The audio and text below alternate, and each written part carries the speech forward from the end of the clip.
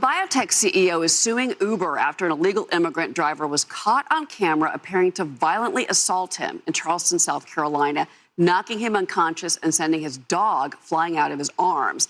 There is a warning here. The video is graphic. It's a bit hard to watch.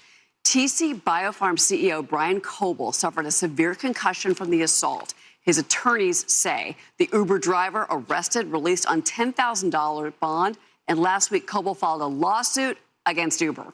Uber, in a statement provided to Fox News, says, quote, "There is no place for violence on the Uber platform. While we can't comment on pending litigation, Uber is deeply committed to safety and complies with all applicable federal, state, and local laws and regulations around worker eligibility." You know, Kennedy, look, we put our children into Ubers, and you think that they're going to be safe. They're supposed to be safe.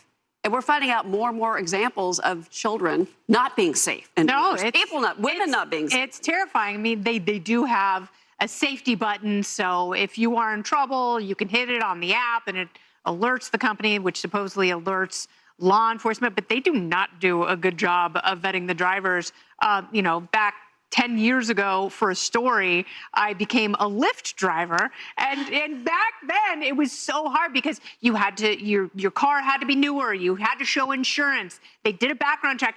Uber doesn't do any of that stuff now. And I hope, to Emily's point, this does change the culture. They kicked me off the platform a few years ago and wouldn't tell me why. And they're like, "Sorry, you are permanently banned from Uber." I had sent a babysitter home in an Uber, and I was worried she pooped in the car or something. So I contacted them. I said, "Hey, listen, if this was my babysitter, she shouldn't be around children if she assaulted a driver." They wouldn't tell me what it was. And I said, "I'm sorry, I have to get the police involved." Magically, within 20 minutes, I was back on Uber. And there was no explanation. I'm over here now.